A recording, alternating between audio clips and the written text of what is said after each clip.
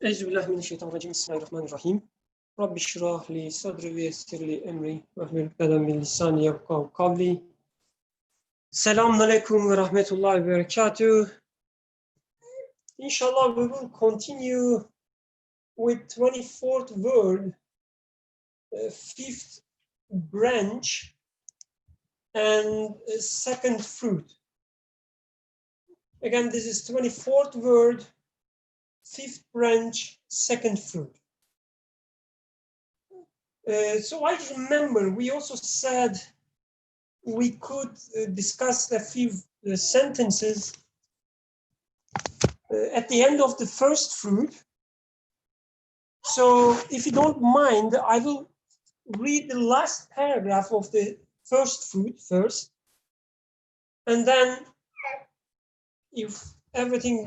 once everything clear there, we can continue with the second fruit.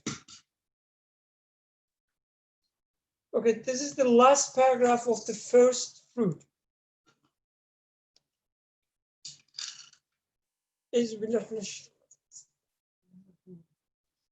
Anyway, your intense love for yourself and your soul is love for the divine essence which you misuse and spend on your own self.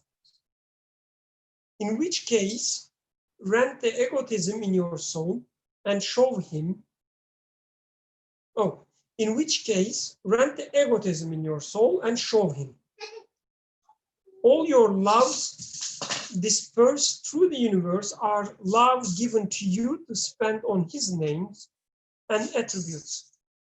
You have used it wrongly and you are suffering the penalty. For the penalty for an illicit, misspent love is merciless torment. For sure, one particle of the love of a pre-eternal beloved who, through the names of the most merciful and compassionate, has prepared a dwelling like paradise, adorned with houris for you, in which all your desires will be gratified, and through others of his names has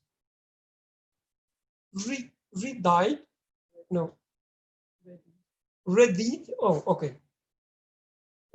And through others of his names has readied for you in that paradise everlasting favors that will satisfy all the longings of your spirit, heart, mind, and other subtle inner faculties. And in all of whose names are contained many treasuries of grace and munificence. One particle of his love may take the place of the whole universe, but the universe cannot take the place of even a particular manifestation of his love. In which case, this pre-eternal decree, which that pre-eternal blood caused his own blood to announce and follow it. If you love God, follow me, and God will love you. So, before, again, starting the second fruit, I'd like to ask the moderator of the last week, that is there any specific part that we like to study with this last paragraph, or we can continue as I remember what was left last week. As far as I remember, we said we would study this last verse, the last sentence, which is a verse from Quran. If you love God, follow me, and God will love you. How everything that we discussed so far is related to following Prophet, and also how following Prophet is related to love of God, or we can also say how all the loves that we experience in the universe, in our lives, are related to love of God. So these were the questions as far as I remember. So if there are any starting comments, I would love to hear. So there are some names among us who haven't spoken for a while. That would be great if we can listen them. Otherwise, you have to live with my own understanding. Okay, the way I see how everything we study so far is related to, if you love God, follow me, and God will love you. So this will be also much more clarified in the second fruit, that we do experience love in our lives. We love things. But through these instances of love that we experience, we realize our need for eternal love, for an eternal happiness.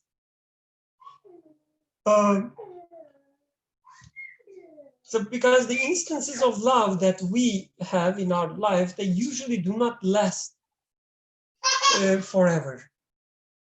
So we love somebody, but the next moment we see that he or she is not worth our love that much, or just vice versa, we realize that we are not worth for her or his love. And things get changed. So anyway, without making things longer, more complicated, I guess it is easy to say that all the instances of love that we have points us to our desire, our need for eternal love. And when we realize this desire, now our relationship with God, the eternal one, the eternal source of love, and starts there.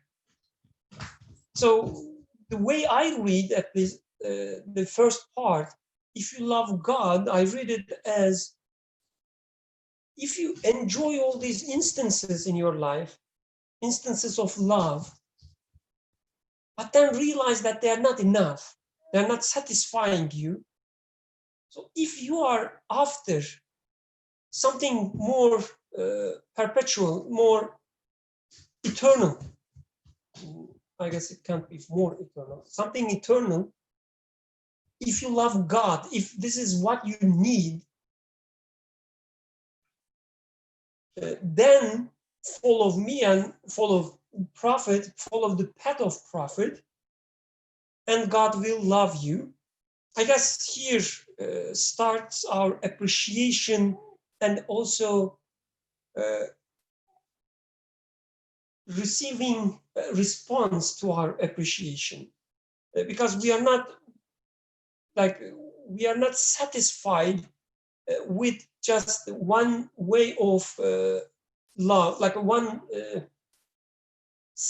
love, that I love somebody, but I also want to be loved.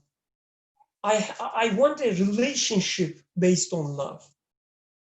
So even it's with my Rab, with my Lord, my sustainer, I want to feel loved. I want to see that I am being loved. So to establish such a relationship with my sustainer, the eternal love, then verse suggests that you should follow the path of prophet. And I guess we spent a reasonable, even maybe more than reasonable amount of time to study path of Prophet in previous chapters of the 24th word, how it is different than other paths, how we can follow the path of Prophet and so on and so forth. Now it's everything boils down by following this path, how we can sustain, how we can satisfy our basic, but also a fundamental need within our life, within our existence, that loving and being loved. So this is how I see. I don't know what others think, what Yusuf think. I'm sure he would love to share with us. Also, from others, I want to see, the hands being raised. It would be really great if you can help me.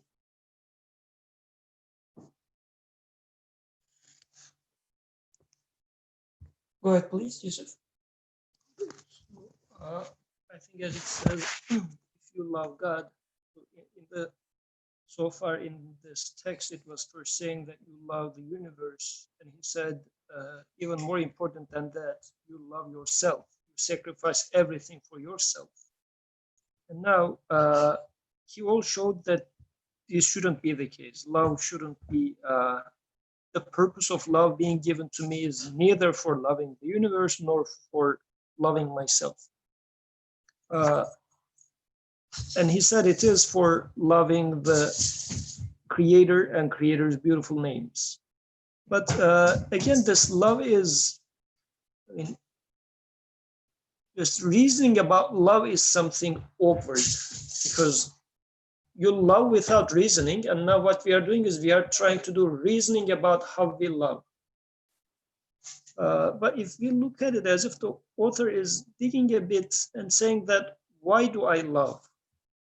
As if I love, yes, I am giving love because of directing this love towards the Creator, but the proper way of doing it is I enjoy love, loving and being loved. This is why I directed my own love towards myself. So how do I solve this riddle of my need for being loved is still there? So as if the author is saying that fix your love so that in the first part of the verse, if you are loving God. So now change the direction of your love towards the creation and also from towards yourself to the Creator. Then you're going to start seeing that you are being loved. So, but how do I do that? Because it sounds very, since like some action is being taken in here, I am being suggested to take action, saying that if you love God, then God will love you. But how am I going to do this? What does it mean that if you love God? So now the verse is saying that as if there is a way for you to love God. It's not simply since it is like feelings. Yeah, I love God. I can say I love God. Jump up and down. But microphone. Yes. So, but it looks like being loving God has a structure.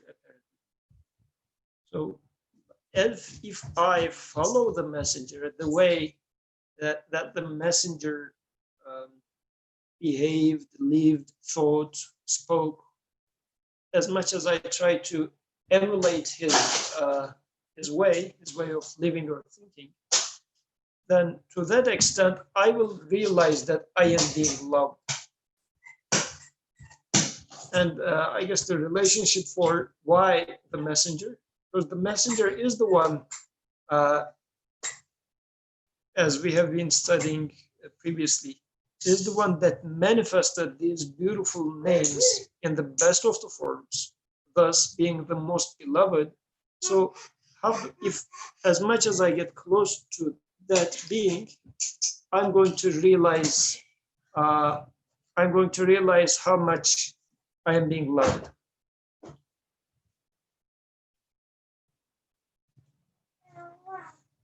So, sorry. These are not like my smiles, not about the comments. It's about the base.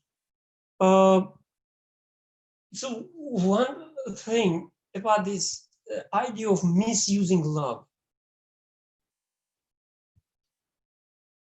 So when I first hear it, like it sounds like just defining some rules. Like we gave you this love, but you shouldn't spend it there or here.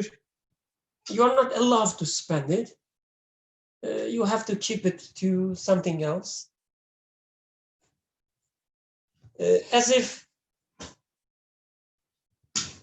like, I'm giving you some money with which you can buy anything you like, right? You can buy anything with money.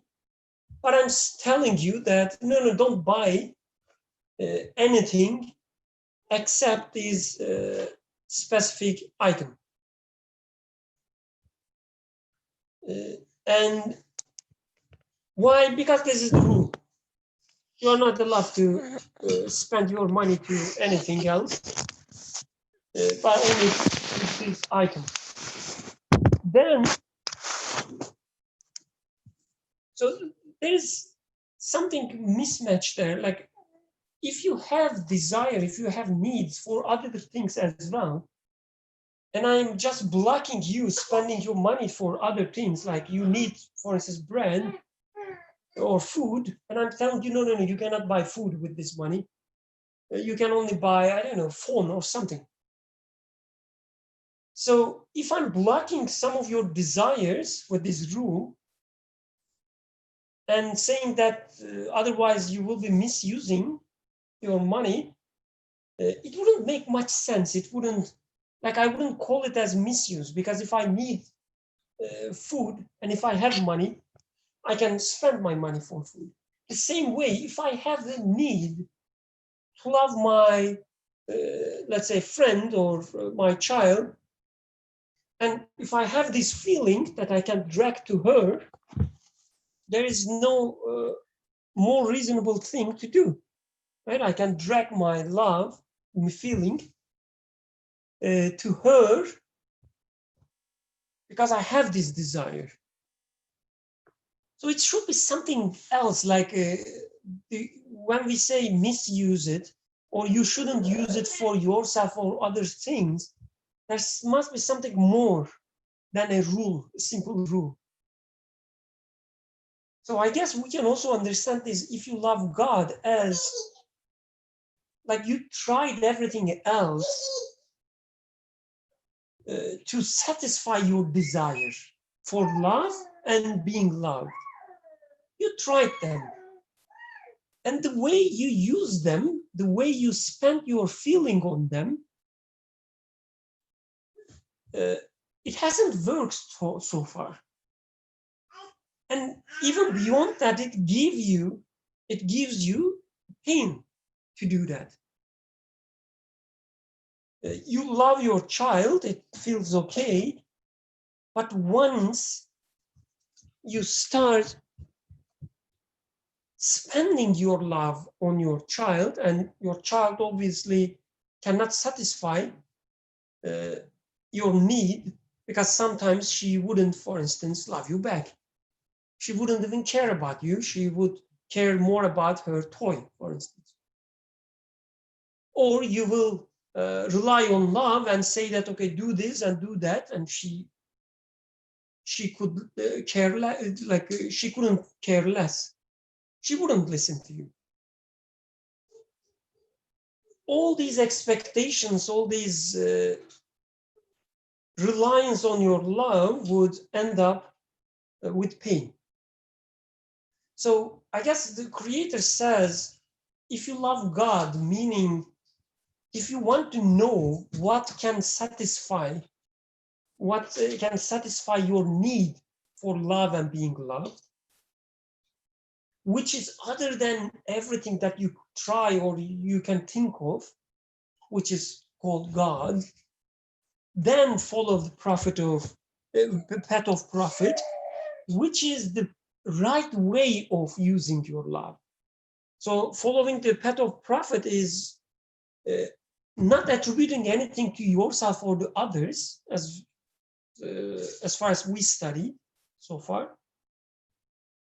And once you follow, when you follow this path, when you do not attribute anything to your child or the object of your love, then you will realize, as you were saying, then you will realize that it's working, because you will get the response, proper response that you were after back. You will realize that you are also being loved. So your love, your use of love is not one-sided anymore. With your child, it's at least sometimes, most of the times, it's just one-sided. Every parent, like at least mine, they tell this, and every other parents that I interacted with would tell you that the children, they don't love or respect enough their parents. We do everything for them, and how they respond back is nothing, we would expect. They never, and I will never be satisfied if I try to satisfy my need, my love from my child. But the verse says, if you love God instead, if you realize that God is the source that you are after, then you will find what you are looking for, which is being loved back. So it will be enough for you. So it's not just a mere rule that, no, you cannot spend it here. Otherwise, it's against rules, or I will punish you. It's like, you are not after this. Don't waste your money on that. Any comments? Any questions? I don't know why, but I'm speaking, shouting loudly. Okay, Abdurrahman, please go ahead.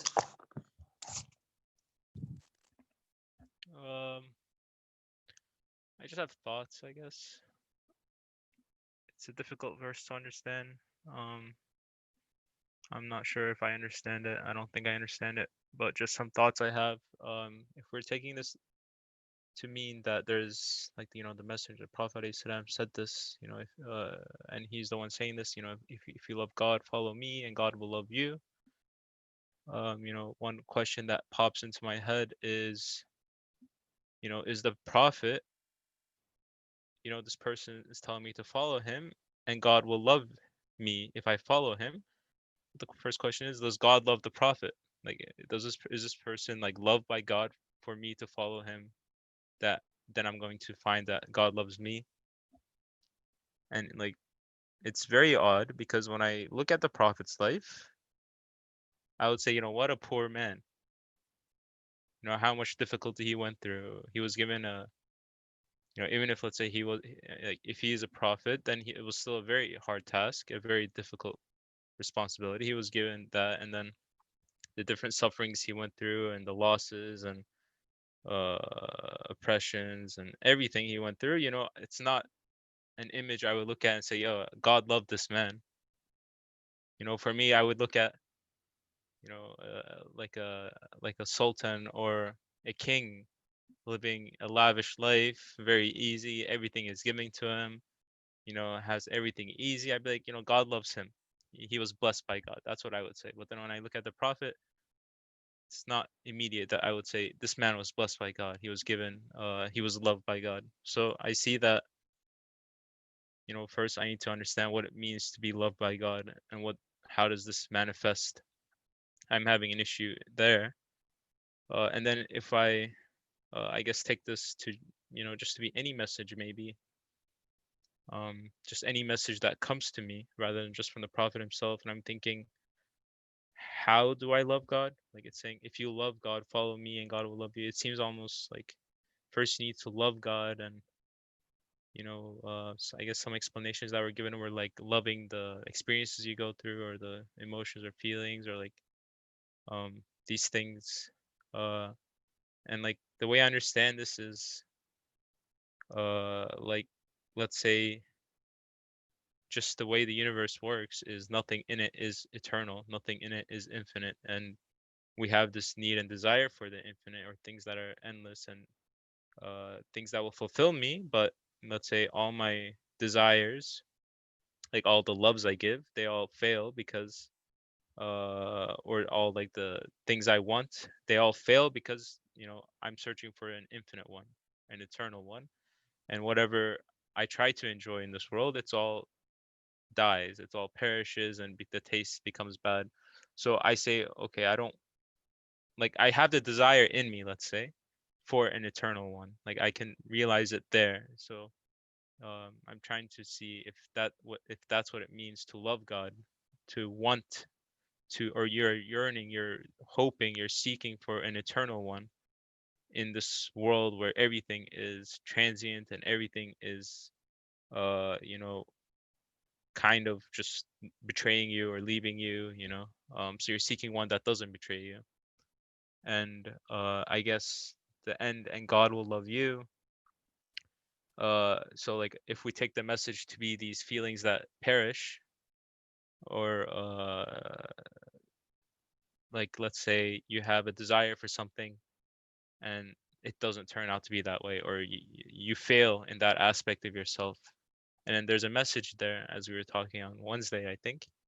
There's a message there, and I guess if you follow this message rather than saying, oh, this is evil, I was unlucky, maybe if you follow this message of failure, which is difficult to do, maybe one of the hardest things to do, uh, if you follow it, eventually you might see that, you know, this message, it's pointing at something, it's there for a reason, you know, it's not meant to be evil for you. But of course these are it's hard to implement. Yeah, that's all I have to say. Abdurrahman, may I ask you a question? So you talked about like one side of it, our desire for love and eternal love, but you started with the other side, in which you were questioning like what we should understand from the love of God, like God loves us back. And you also said like it's hard to see it even with the prophet. So do you mind sharing with us like what you think about this part? Like how do you understand God loving back, or like we don't have to say back, but God loving us? How do you understand this part? I know you said like it's hard to understand, hard to, but like your initial thoughts at least. So I guess your question is like, what is my image of God loving me, or like how would I feel that God loves me? Oh yes, like when you read this like a second part of the phrase, the God will love you. Like what do you understand? What should we understand? I imagine that, you know, I live, or I'm given the things that I want eternally, and I'm given peace eternally, I'm given happiness eternally, these things like that don't leave me, and that's how I see God loving me, for me to, like, just to be blessed by him, and like for good things to happen, you know. Then the good things are what I think are good, at least. If that answers your question a bit. It does. Jazakallah khairan. And I guess we will have one way of understanding this part in the second fruit as well. So if there are no other comments, I'd like to continue with the second fruit. But again, if you have any comment, any question about this part, I'm happy to continue. Nothing from here, okay. So let's start with the second fruit. Any volunteer to read? I would read it, but I will need some time. So if you are available, Ayşenur, would you like to read the second fruit for us? Sure. Do you want me to read all of it or just? Oh, you can read the whole, I guess it's not that long. If you don't mind, or you can stop wherever you want and then I can continue, or Okay. somebody else can continue. Okay. I'll try to read it. Second fruit. O soul, worship is not the introduction to additional rewards, but the result of previous bounties. Yes, we have received our wage and are accordingly charged with the duties of service and worship. Because, O soul, since the all-glorious Creator who clothed you in existence, which is pure good, has given you a stomach and appetite through his name of provider, he has placed before you all foods on a table of bounties. Then, since he has given you a life decked out with senses, life too requires a sustenance like a stomach. All your senses, like eyes and ears, are like hands before which he has placed a table of bounties as broad as the earth. Then, because he has given you humanity, which requires many immaterial foods and bounties, he has laid out before that stomach of humanity, insofar as the hand of the mind can reach, an extensive table of bounties as broad as the worlds of both the inner and outer dimensions of things. Then, since he has given you Islam and belief, which require infinite bounties, and are nourished through countless fruits of mercy, and are supreme humanity, he has opened up before you a table of bounties, pleasure, and happiness, which includes the sphere of contingency together with the sphere of his sacred names and attributes. Then through giving you love, which is a light of belief, he has bestowed on you an endless table of bounties, happiness, and pleasure. That is to say, with regard to your corporeality, you are an insignificant, weak, impotent, lowly, restricted, limited particular, but through his favor, you have as though risen from being an insignificant particular to being a universal, luminous whole. For by giving you life, he has raised you from particularity to a sort of universality, and by giving you humanity to true universality, and by bestowing Islam on you to an exalted, luminous universality, and by giving you knowledge and love of him, he has elevated you to an all-encompassing light. O soul, you have received this wage, and you are charged with the pleasurable, bountiful, easy, and light duty of worship. But you are lazy in this too. If you perform it half-heartedly, it is as though the former wages are insufficient for you, and you are overbearingly wanting greater things. Also, you are complaining, why was my prayer not accepted? But your right is not complaint, it is supplication. Through his pure grace and beneficence, Almighty God bestows paradise and eternal happiness. So seek refuge in his mercy and beneficence constantly. Trust in him and heed this decree. Say, in the bounty of God and his mercy, and that let them rejoice. That is better than the wealth they hoard. This is from chapter 10, verse 58 of the Quran. If you say, how can I respond to these countless, universal bounties with my limited, impartial thanks? The answer, with a universal intention and boundless belief. For example, a man enters a king's presence with a gift worth $5, and he sees that other gifts worth millions have arrived from acceptable people and have been lined up there. It occurs to him, my present is nothing, what shall I do? Then he says suddenly, my lord, I offer you all these valuable gifts in my name, for you are worthy of them. If I had the power, I would have given you gifts equal to them. Thus the king, who has need of nothing, and accepts his subjects' gifts as a sign of their loyalty and respect, accepts that wretched man's universal intention and wish and the worthiness of his elevated belief as though it was the greatest gift. In exactly the same way, while performing the 5 daily prayers, an impotent servant of Almighty God declares, salutations be to God, that is, I offer you on my own account all the gifts of worship all creatures offer you through their lives. If I had been able, I would have offered you as many salutations as them, for you are worthy and worthy of more besides. Such an intention and belief comprise extensive universal thanks. The seeds and grains of plants are their intentions.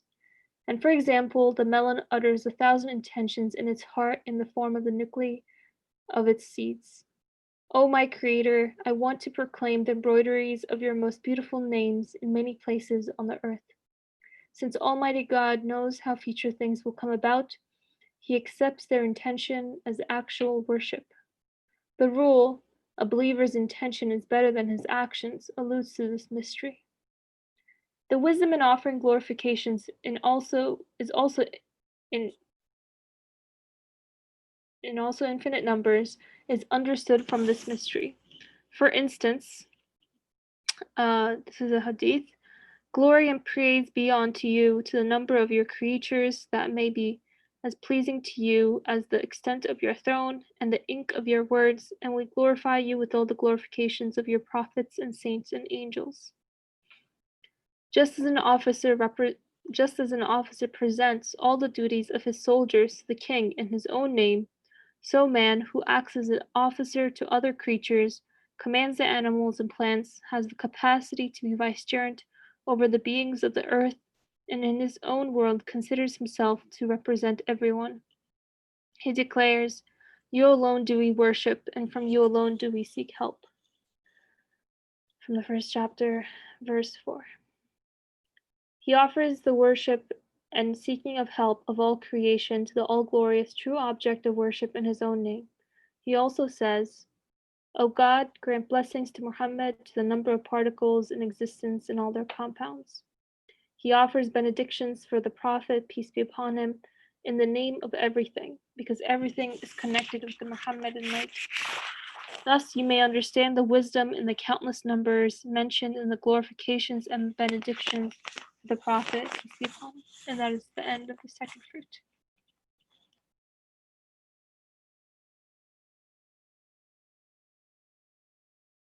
Jazakallah khairan. Sorry. Thank you for beautiful reading. Would you like to also share with us with your initial takes? Like, you don't have to, don't feel obliged. If you'd like to.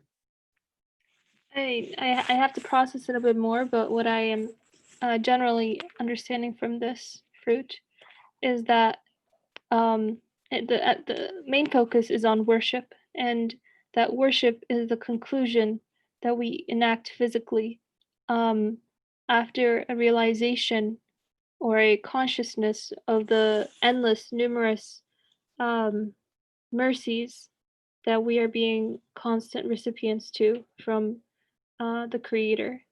And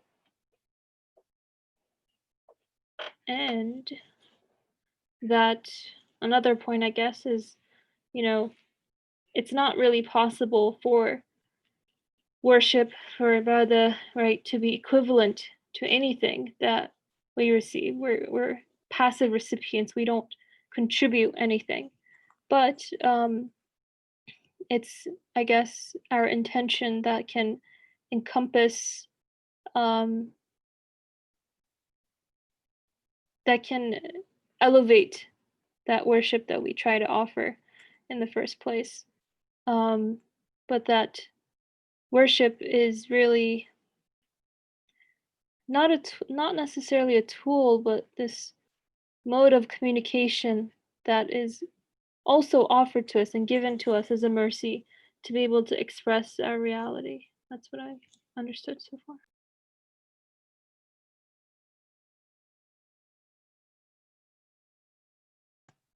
Thank you. Thank you very much. Any other comments? Any other initial thoughts?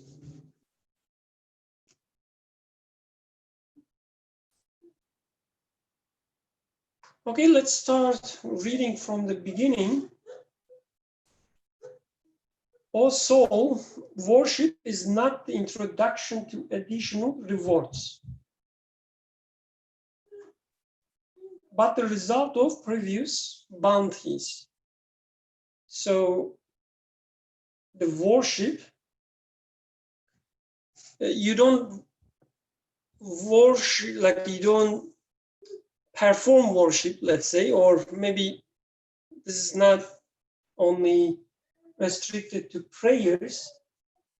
The word being used here is ubudiyet. So you have your sense of abdness, sense of servancy, of worship, not because you are after something new, a new reward. It's like, sometimes we do, let me be nice to my boss or my supervisor or my parents, so that they will give me something. Let me, be nice to my father so that he will buy me a new pair of shoes. It's not like that, but it's a result of previous bounties. So you are thankful. I'm giving some clues to how I understand worship. You are thankful to your father because he already bought you many pairs of shoes before. Yes, we have received our wage and are accordingly charged with the duties of service and worship. We received our wage and accordingly charged with the duties of service and worship. Now things getting, I guess, interesting, because we can also read this part as like, I gave you all these good things, so show me your respect now. So a quick question to everyone: how do you understand this sentence? Because the way I describe obviously doesn't sound right. So what are the other possibilities? Because, O soul, since the all-glorious Creator, who clothed you with inexistence, which is pure good, has given you a stomach, an appetite, through his name of provider, Razzaq, he has placed before you all foods on a table of bounties. Then, since he has given you a life decked out with senses, life too requires sustenance like a stomach. All your senses, like eyes and ears, are like hands before which he has placed a table of bounties as broad as the earth. So he has given you life, he has given you all the senses and their food. Then, because he has given you your humanity, which requires many immaterial foods and bounties, he has laid out before that stomach of humanity, insofar as the hand of mind can't reach, an extensive table of bounties as broad as the worlds of both inner and outer dimension of things. So I guess we can stop here. He listed several bounties, and he's using a kind of poetic language here, although it will be an insult to call such a text as poem. So, but it's not, I guess, very clear that what he's talking about.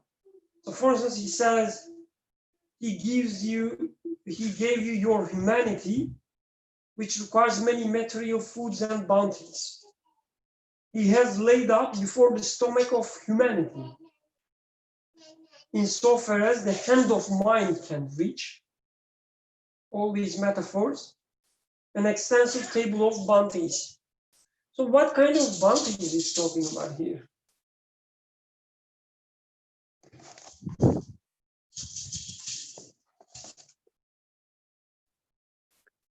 So, as if I have an understanding of worship as I need something more, so I need to do some payment so that I'm going to get something back. But author in here is saying that no, as if worship is you understanding your neediness, and your neediness you being provided in response to you being needy. So I am in need, I am being provided, and just being cognizant of this state is what is called worship.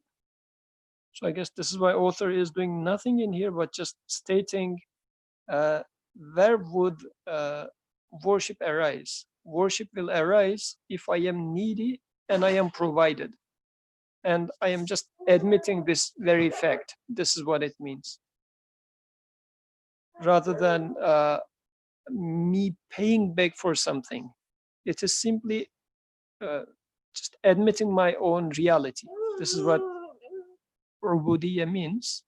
But how do I admit my reality? What is my reality? My reality is what he is explaining in the rest of the text. It says, look at yourself, you are needy and you are being provided. So just be cognizant of this, and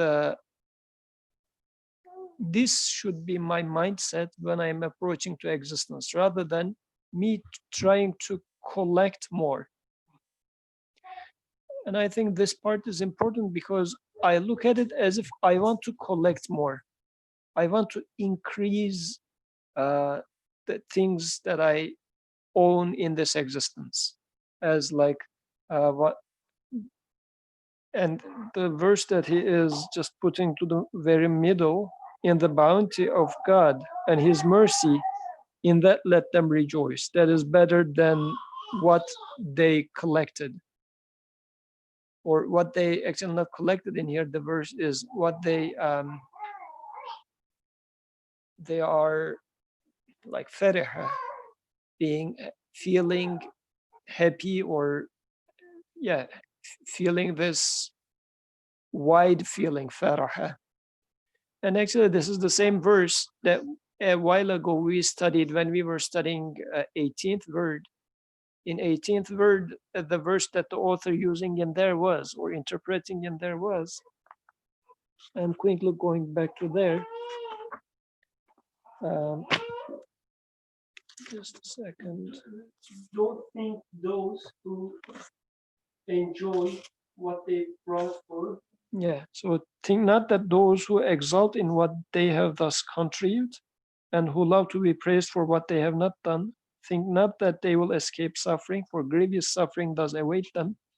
So the first word in here was also the same word. So when I look at this life as if I want to collect things and I become happy with what is given to me. But the author is saying that just change this perspective. This is your issue. This is why you are failing. So instead, it should be more, I am being provided, I am needy, I am being provided, and my duty is just to admit this. And this is a duty in the sense of, I mean, this is very much embedded into humanity, my humanness. For example, when I see a cute baby, saying this baby is cute is just nothing but admitting what I observe in there. So I think likewise, admitting my reality and saying that I do nothing but I am needy, I am being provided, and I am thankful for that. So this is what is in there. So nothing extra in here is actually being suggested to me. Because if I read it as we received our wage and are accordingly charged with the duties of service and worship, this might sound as if I'm going to now do some payback. I'm putting something from myself into the picture to pay. Let's say your friend brings you a gift, and as a response, you need to just reciprocate this gift by, if your friend brought you like a $50 toy, then you want to go back to their house with a $50 flower, something like this. But I think in here, what I am charged with as a duty is just as simple of a duty as saying a beautiful baby is beautiful. Just admitting the reality, that's all I think.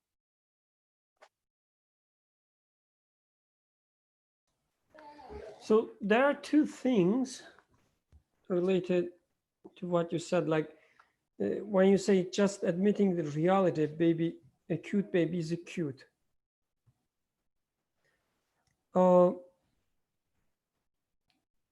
So I guess it depends on how you see reality, because everybody says a cute baby is a cute.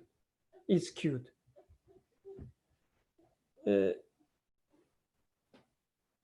But then there wouldn't be a need for revelation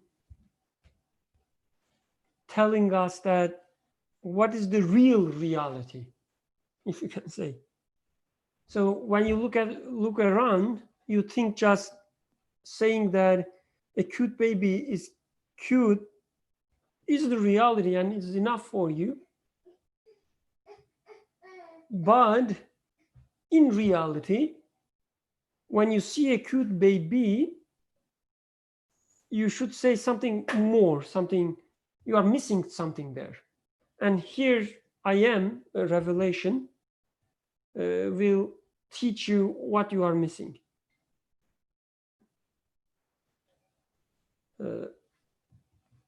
Otherwise, it would sound too, what is the word? Like, not straightforward, but it will either rain or not rain. Like it's not giving much more information. I'm sure there's a word for it in philosophy, and I'm sure Ayşenur would know it. And hope she will share with us. But anyway, so I guess what Revelation tells us and what the text is telling us here, yes, this is your reality. You are bestowed all these things. There are things that you are enjoy, that there are things that you get pleasure. At the same time, you have this feeling, as you were saying, Yuzu, you have this feeling of appreciation. This is the wage, as far as I understand, duty of service and worship. This is what I understand, like your appreciation. And it is there almost automatically. Like I see little Zainab started walking, and I appreciate this moment. I feel, let's say, valued being able to witness such a moment. But the question is, I guess, like now it becomes a duty of service. Where or whom am I going to direct this appreciation? Am I going to just say, oh yes, baby is cute, and or Zainab is walking great? I appreciate her effort, or appreciate her mother that who taught her how to walk, if this is the case. Oh, father, I should appreciate. So whom or what that I'm appreciating in return? I guess like directing my appreciation to right source is my duty, becomes my duty. And again, duty, as we were studying in the first fruit, if I direct this appreciation to something else, if I direct it to a wrong source, that a punishment, or let's say a pain, will follow, telling me that I'm not doing my duty properly.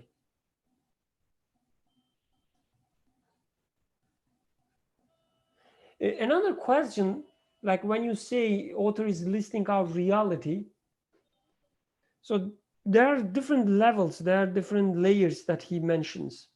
It says your existence, your the hunger, all the food, but beyond that, your spiritual needs, your humanly needs, your the needs of your mind, and so on, all these different levels. I wonder what people think about these levels. Like, is author just, again, talking poetically, or is he indicating something important, something real here?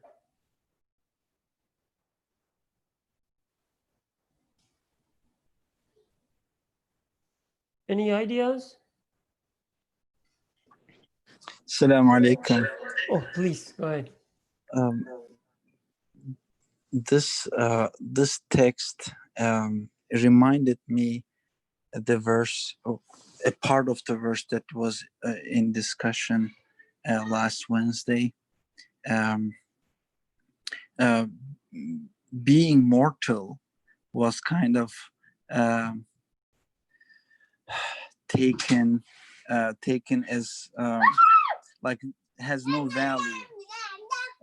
Besharun mislukum, I think it was the Arabic word. Besharun mislukum. Anyways, if anyone remembers that, I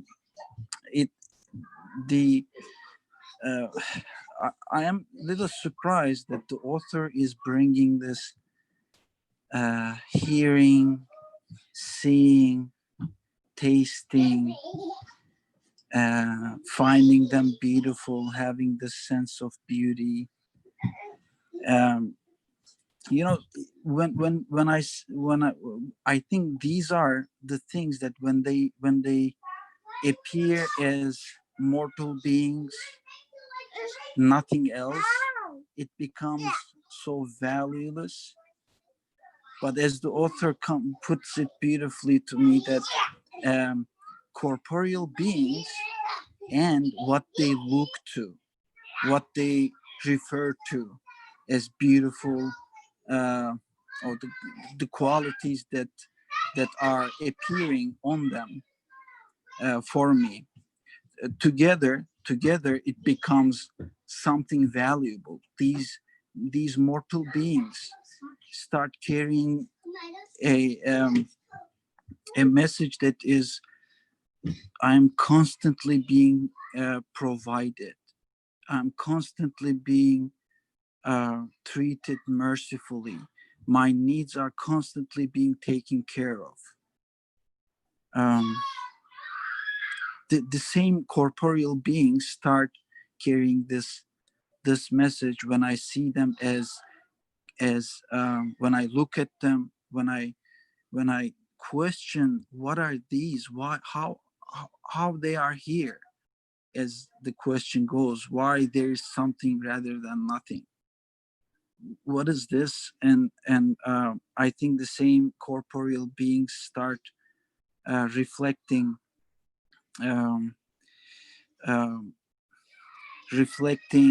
the qualities that I would like to find, and I find it meaning.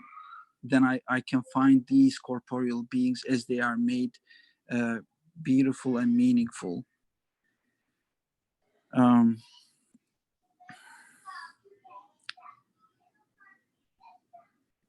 So the worship then is kind of like a duty on me, because I already have these corporeal beings. You know, I cannot see, I cannot make myself see, but I am seeing, and I know I am not doing it. And the sun treats me well. with attention to my sensitivities. I am already being treated with this. You know, this is my reality, and I have to ask for myself, and living all the other talks around this being, what somebody's saying about this reality and what the others are saying, is not as a like a matter of a subject matter that people usually talk about, but what's my reality? How do I explain this thing to me? I think worship is that kind of attitude, as it is implied in this text. Thank you. Jazakallah khairan. Any other comments here or online participants? So one thing related to what you said, Mohammed, like the question why there is something, why there exists something rather than nothing. I guess this is just the initial step, because when we look at the creation, when we look at the reality, our life, we see that it is much more than that. Like if you only look at the aspect, like from the existence perspective, yes, there are things which exist, but they are also exist in an orderly fashion, and everything exists makes sense to us. And I have desires, and there exists sustenance. It's not like, you know, just things exist chaotically, or they just exist. No, they exist in a way that I appreciate. I guess this is even more important, more, at least for a human being, more fundamental than just things being exist. And I guess our appreciation starts not a mere existence, but the way that things exist, that they satisfy me, they answer my needs, they give pleasure to me. I guess this is one thing. Another thing, like when you were talking about seeing, hearing, I really appreciate your comment. It reminded me that I do appreciate seeing. When I think about blindness, for instance, as Birkan, I don't like it. I even feel rage, like I feel angry thinking about a scenario in which something would cause me blindness. Even if it would be a virus, I would hate this virus. So it shows how much need I have for seeing, how much pleasure I get from seeing. But from the other side, when I look at the blind people, at least the way they live, I don't see something missing either. Like they are living as a perfectly complete human beings. They are not missing something. It's not like, it is not like, you know, they would be better if they had sight, power of sight. No, from their, like within their creation, within their life, they are just as complete as I am. So this shows that this power of sight is something I am given as a bounty. It's not something necessary to be human.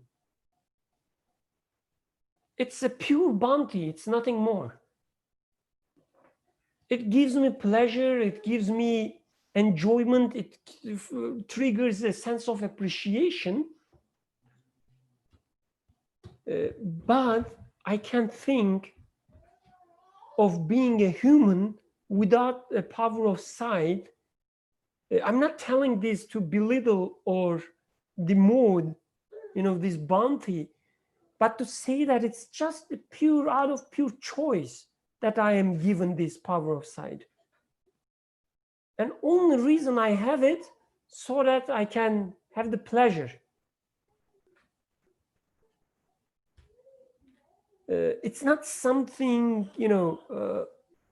it comes as part of the template. Like, okay, I'm creating a human, thus I have to give eyes and power of sight. It's not like that. It's an extra, it's a additional a bounty. And I guess we can apply this to everything. Like things other than myself, other than humans exist. Rocks, they do exist. So they are given a bounty of existence. And from this perspective, they are not missing anything compared to me at the level of existence. They exist, I exist. But on top of that, I am given sense of hunger. I am given sense of, I don't know, love or other things. So everything are given as an additional bounty. So it makes sense that author is counting them separately. He's starting from existence and then saying that, oh, you are also like animals, you have also these and these needs and their sustenance given to you. Because with every level, we see new bounties emerge. We usually take them as granted. I'm a human being, of course I will have sight. Of course I will be hungry because otherwise I wouldn't survive, and all these speculative, the theories. But when we look at it honestly, we see that, we are nothing but a collection of bounties. And it is worth counting them one by one. He says, you are also given your humanity. So that's really interesting. Like, it is true. Like, I don't only exist, but I do exist as a human being, which has, as author says, numerous immaterial senses, immaterial desires, needs, and their sustenance. So need for appreciation or need for worship, duty of worship, is there with every tiny feature of myself. Wherever I look, I see a need for appreciation. Okay, I spoke a lot. What else? Other comments, questions, please. Last week I was saying that to moderate, you don't have to, share ideas or study text in details and so on. You just making me sound like a liar now. So please share your thoughts, your questions. Otherwise, we can continue. Okay, waiting a few more seconds.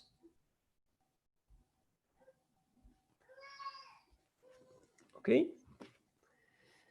Then, since he has given you Islam and belief, which require infinite bounties and are nourished through countless fruits of mercy and our supreme humanity. I didn't get the last part. Since he has given you Islam and belief, which require infinite bounties and are nourished are nourished goes to Islam and belief, or you? Is it you are nourished, or Islam and belief that you received are nourished through countless fruits of mercy and supreme humanity? Second one? Your phone, please.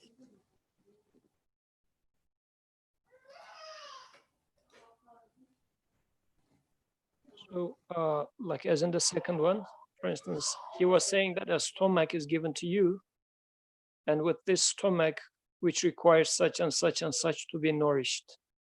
So, Islam and belief is another stomach that is given to you, which requires such and such and such to be nourished. And I guess the same way, Islam and belief are supreme humanity, or like having Islam and belief makes you supreme, make you reach supreme humanity. Or maybe we can just say Islam and belief are supreme humanity. He has opened up before you a table of bounties, pleasure and happiness, which includes the sphere of contingency together with the sphere of his sacred names and attributes. I'm stopping here, this sentence alone. It's a tough one. So let's start with Islam and belief. Since he has given you Islam and belief, as Yusuf said, stomach of Islam and belief, which require infinite bounties and are nourished through countless fruits of mercy and supreme humanity.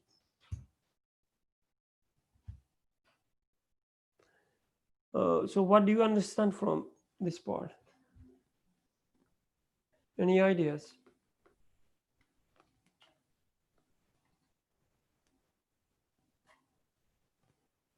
Ladies, gentlemen, please. Oh, Yusuf, please go ahead. So, what does it mean that he has given Islam and Iman to me? Because in the original text, he even uses Islamiyat, so like as a this as a proper noun for the religion itself. Islamiyat? Yes, Islamiyat. So, because when it comes to eye or eyesight or my stomach that requires food, yes, I know that these are given to me. But in here, is he talking to a believer that he is saying these are already given to you, so you should be thankful about it? Or is he also still talking about human nature? There is a belief in humans' nature, or there is Islam in humans' nature. So this is what I am trying to see here. But let's first take the easy case. So in the easy case, let's say if he is speaking to me as a believer and as a person who follows the religion of Islam, let's first take this aspect, the easier case. So is this something to be thankful about? He says, like, through this immaterial or absolute meanings opened up in front of me, which is providing me another like source of bounty that I can keep benefiting from. I guess this part is understandable. But if I take it as submission and belief, like conviction, so in this aspect, truly, I have this dimension which requires, which seeks for satisfaction when it comes to submission. And as I submit to my reality of I don't own anything, I am being provided, I am constantly being provided, and actually I am being put on a path, and whatever I receive, I am being content with it. So it's this dimension of human's ability to understand the meaning behind the existence, plus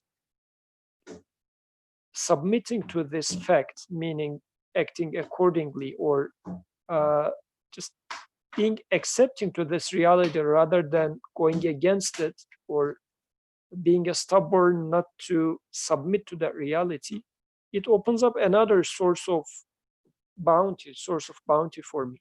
Because if I think about it, if what does being able to submit bring me? Does it bring something to me or not? Or just being able to see the meaning in the existence and being convinced and confirming truth, does it add a value to me, or is it just exist or doesn't exist? It doesn't really matter. No, I feel like without belief, for example, my life becomes as if just like a two-dimensional, very thin, doesn't have any depth in it, and it doesn't look to eternity, because I am in need of eternity. All the things that he discussed so far, having eyesight, having food, this and that, okay, if as long as I take the moment, these are all added values. But since I am a human, which requires this projection to eternity, getting pains from the past, I am in need of I have tons of questions, and I need to find answers to those questions. So belief provides me those answers. So solves my question about, saves me from being two-dimensional, gives me the depth, because humanity wants eternity. So this is being provided, those answers. But also submitting to that reality saves me from the pains of or worries, which is also giving me another a full source of bounty.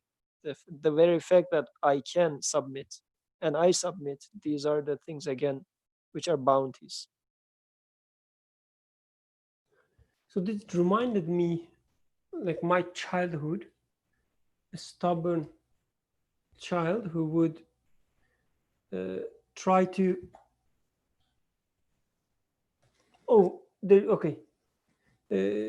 try to do things which are against reality, and he would end up with just pain, crying constantly. So our sense of submission, our sense of acceptance, and living according to our beliefs, I guess we can take belief here in a more generic sense, in which we refer to, like, so for instance, my belief of having 5 fingers, I have a conviction in that. I can be convinced, first of all, I can reach some conclusions, which is another bounty in itself, which looks for convictions. Like I have this desire in me, which looks for things to be convinced. Anyway, I also have this sense, as you were saying, that submitting to what I believe, submitting to my beliefs, and this gives me peace. When they come together, they both orient me in life and also give me peace, a sense of peace, that I can live with myself according to my beliefs. Suhail, please go ahead. I just, to play, so to speak, devil's advocate, not that I actually endorse this statement, but, there are people, going to a statement that says, and since he has given you a son of belief, which requires the bounties that are nourished through countless fruits of mercy and our supreme humanity. Oh, Suhail, something happened to your microphone. Can you hear me? Yes, now it's better. Okay, all right, sorry. Well, just, to play devil's advocate with that sentence, he has given you Islam and belief. There are many people who, you know, I have never heard of Islam or the Quranic message, or have heard it and are maybe not interested or apathetic or deny. I mean, anything on the spectrum. And they seem to be quite content with their life. Now, I don't believe that, but you know, would be interesting to hear other people's thoughts on that, because you know, it's quite frequently you hear that, oh, people, if people only knew about the Quranic message, they would be content. But even when possibly, you know, presented with the message, which has kind of been, you know, it's also been my experience, they may not be interested or hesitant to actually inquire. So, you know, because we always talk about, well, our needs look towards eternity, and I agree with that, but, you know, does everybody agree with that? That's a question that I would ask others. Oh, so great questions and comments. Like at least one of them, the way I understand is, so how we can implement such a sentence speaking to humanity rather than a subgroup of humans who identify themselves as Muslims. So how being bestowed with Islam goes with someone who is Buddhist or who is not even believer, like he's atheist, whatever. How this sentence goes, because the rest is applicable to everyone. But here, I guess things changing a little bit. We can definitely read it as, okay, up to this point, he talked about humans in general. Because with every sentence, he's adding a new layer, right? He started with existence, and then he talked about things that even plants have, and then animals have, and then, you know, the creatures with mind have, and so on and so forth. He reached to humanity. And now he's talking about belief and Islam. We can say that, and I think at least partially this is true. To be honest, I don't think this is wrong to read it that way, at least again partially, that now he's talking about another level on top of humanity, in which only not all humans, but humans who identify themselves as believer, whatever it means, can benefit. It might be one understanding of the sentence, but I guess Suhail is asking rightfully whether we can read even this sentence speaking to every, or at least most human beings who are not just heedless, who are not living like animals, but being a human, but at the same time not being a Muslim. Let's say, how should we understand this sentence? This is how I understood your question. Please correct me if I'm wrong. Okay, you go ahead, please. Yeah, no, that's my question, because you know, as you said, he makes it seem, and I don't, again, I agree with him. You know, there are layers of aspects to one's humanity, including which really the Islamic sort of aspect to one's humanity, the belief aspect that's sort of programmed within man or ingrained within man. However, is that really a universal? Because the way he's speaking is in universals. It's not just particular to certain groups of people. So that, as you said, that's kind of where, that's the crux of my question. Is it really a universal?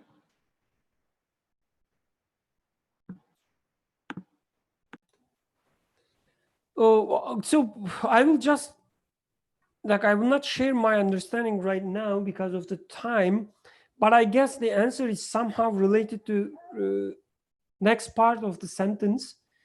He has opened up before you a table of bounties, pleasure, and happiness, which includes the sphere of contingency, together with the sphere of his sacred names and attributes. So I guess this part is available, accessible to everyone, every human being.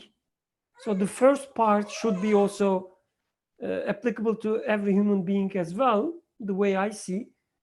But beyond that, like, please share your final comments. I guess we are out of time, almost out of time, let's say, not to discourage people sharing their comments. So we always have time for our beloved sister Hatice Beyza to share her ideas, for instance, or same way Abdurrahman, Ayşe Nur, Mohammed Said, Suhail, even Yusuf. So let's hear final comments and then we can conclude for this week, inshallah. So I guess in this sentence, if the author was saying that, and he has bestowed upon you Quran, which is such and such and such. So would the same question be still valid? The question that Suhail is asking. So I guess a person might say that, well, Quran is available to me, but I don't see it as a bounty. Then, so what, we would say, right? Is it like if somebody brings me like thousands of dollars, but I say, well, to me, they are simply paper. And I don't give them any value more than any paper.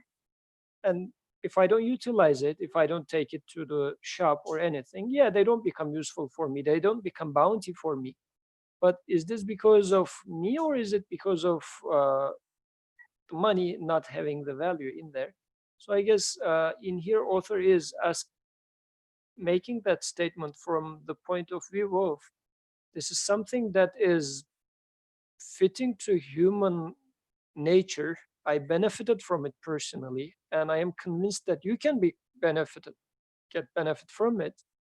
Yet, if you choose not to, which he will say in the next paragraph, actually, saying that although we are given with all those bounties, I am being negligent and lazy for doing my duty. So, which is like, even if you admit that you take all these, you might be lazy for responding or doing your duty or admitting your truth. I mean, even if you are a believer, you are Muslim, whatever, you submitted to your truth and everything, still I might be lazy. So I guess in this regard, the human element or human's choice shouldn't be neglected anyways. In here, author is talking about as a person who benefited from these bounties and having a conviction that this is equally a bounty for you, oh my human fellow. So I guess the question becomes, just ask yourself if it does, if it makes sense to you, you take it. If it doesn't, then I guess there's nothing to be done in my case if I don't see it as, I mean, if the money that you bring me, if I just say that, no, it's not valuable for me, what else can be done in this case, right?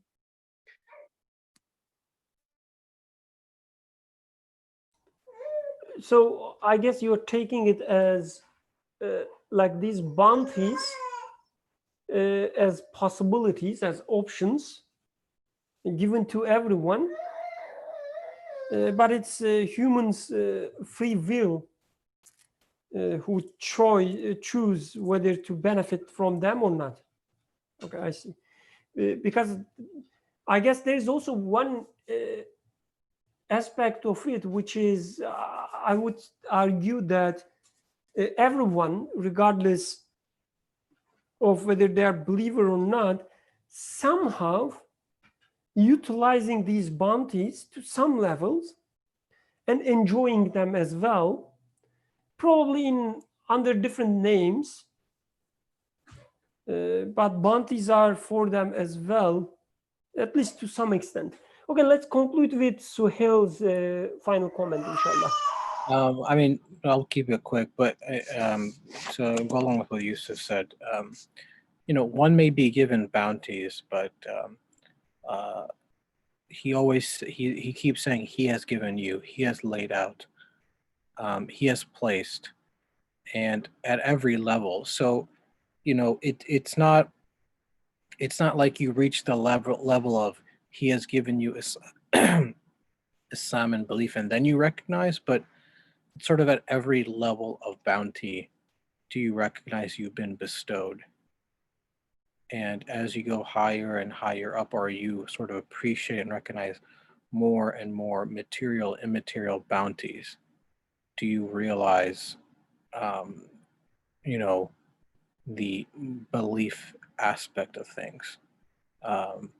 So it's not just being simply given, but a recognition at every level, and a reflection at every level that you have been given. So the person who may be content with denial doesn't, when he considers his stomach, doesn't see it as a bounty.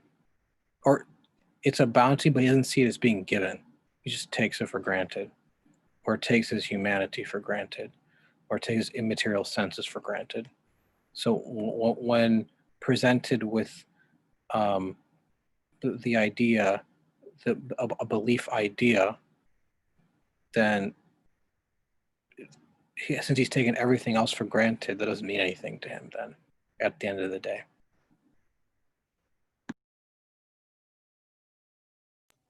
Okay, Jazakallah khairan. Let's conclude here, inshallah, for this week. And next week we can start from Islam and belief. Subhaneke la ilme lena illa ma allamtana inneke entel alimul hakim. El Fatiha.